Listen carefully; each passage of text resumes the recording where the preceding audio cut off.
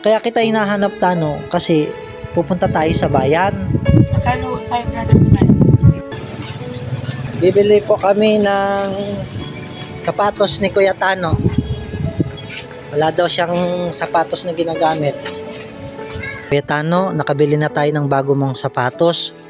Dati iniisip mo na wala kang sapatos. May magagamit ka na ngayon sa pagpasok mo.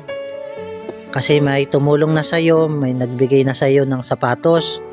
Brother Will, bakit ko ganun? Pag may pangailangan po ako, pero po kaagad na tulong. Katulad doon ng sapatos, pero na po kaagad. Napapansin mo ba yon? Opo.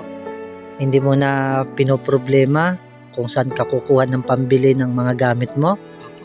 Napapansin mo pala yung kapag may kailangan ka, may tumutulong agad. Kasi Kuya Tano, maraming nagmamahal sa'yo.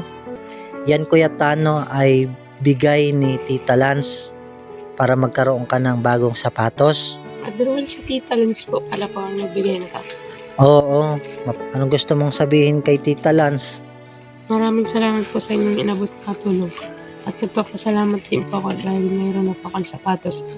At nagpapasalamat din po ako dahil patuloy po kayong papaabot po ng tulong sa akin. Sana po patuloy po pa kayong pagpalain po ng Panginoon.